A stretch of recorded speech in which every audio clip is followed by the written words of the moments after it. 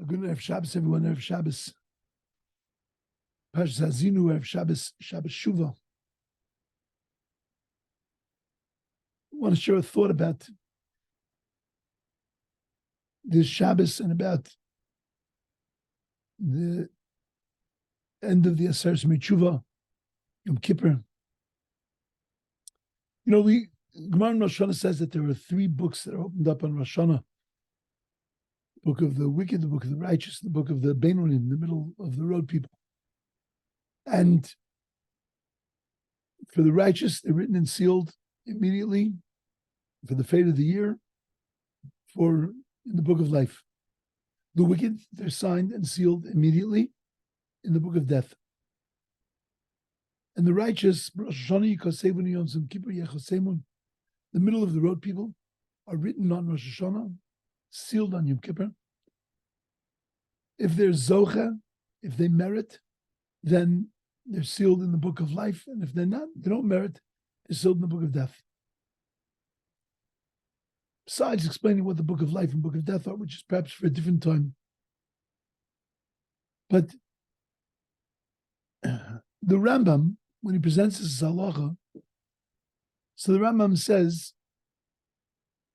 same thing as the Gemara said. But instead of saying Zachu, that if they merited to be written in the book of life or merited to be written in the book of death,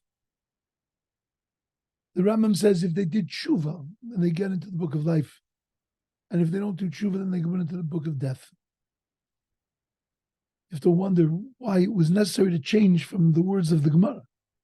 The Gemara said Zachu. What was the Rambam elaborating on when he said Shuva? It doesn't say Shuva. In the Gemara, it says if you're Zoch, if you merit. If you merit, then you get written in the one. If you don't merit, you get written in the other. Plus, we know that what's a Benoni? A Benoni, we'd assume is somebody who was in the middle. He's got 50% good things, 50% bad things. He's hanging in a balance. So it has nothing to do with whether he did tshuva. It's just if he was zoch, if he did one mitzvah, you do one mitzvah, you push the balance over to the other side. So why is it necessary to say that that it's about tshuva? So Footner says an amazing thing. Footner says that tzaddikim, beinonim, and rishoyim, righteous people, wicked people, middle of the road people, are not determined by the numbers. 127 mitzvahs, 125 averos, you're a tzaddik. 127 averos, 125 mitzvahs, you're a Russia. 125, 125, you're Benoni. It's not determined by numbers. He said rather it's determined by a certain midah benefesh, a certain essential character trait. That if you've got it, then you're a tzaddik. If you don't have it, then you're a Russia. And he explains what's that essential character trait? It's commitment of the heart. What are you committed to? What's your direction? If you're committed to goodness, that system can handle a certain amount of averos, of transgressions. It could be even possibly that you have more transgressions than mitzvos in the number system.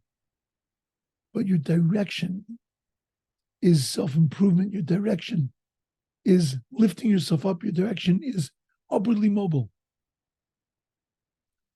Then you're in the path of a tzaddik. If your commitment is to evil, you could have done a lot of good things. You could have a lot of mitzvos. You could have even rove mitzvos, even a majority of mitzvos. But if your commitment is to evil, then that's evil. So then you have to wonder, what's a Benoni? What's the middle of the road? Middle of the road is someone with no commitment. Person who it's difficult to daven because they're just not committed. It's difficult to do mitzvahs because they're just not committed. Difficult to keep Shabbos, difficult to do chasadim, because everything is a challenge because there's no commitment to it. That's the Beinoni. And that's why the Rambam says in Moser Shuva, if you change your direction, that's when you'll end up declaring yourself and putting yourself into the right or the wrong place. But what the Rambam is telling us is that this Shabbos and the Yisrael Shuva and Yom Kippur is all about making a commitment of defining, what am I? Who am I? What am I committed to?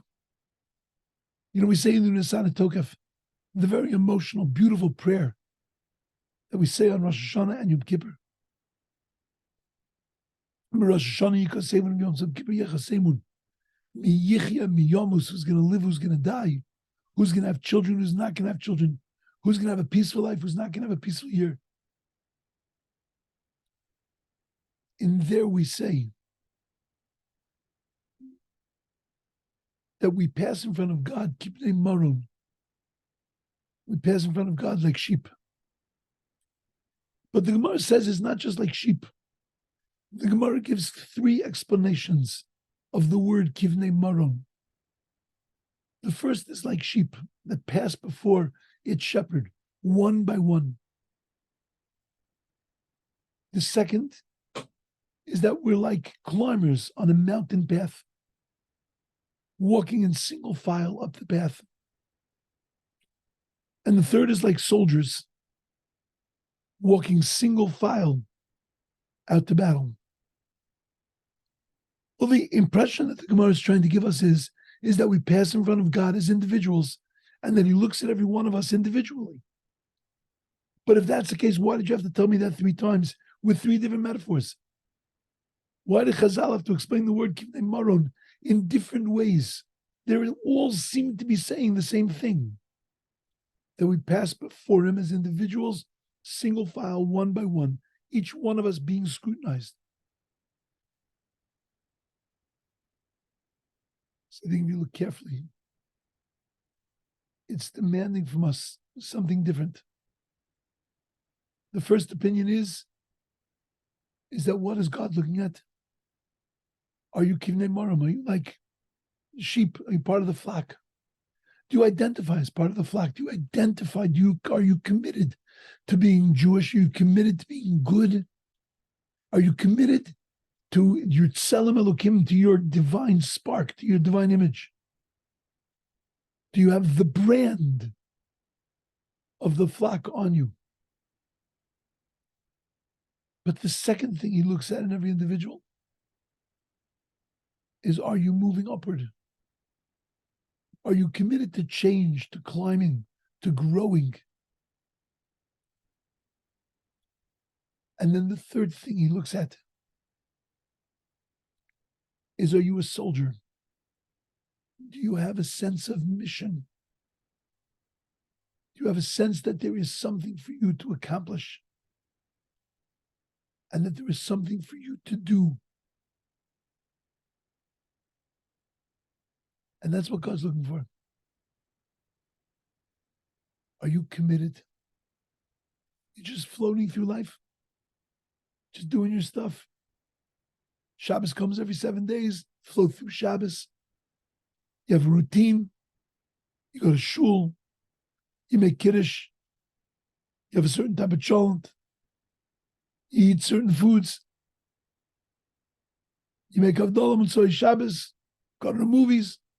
Yeah, you got a routine. Or are you committed to something? Are you doing it because this is a part of who you are? Because this is your brand.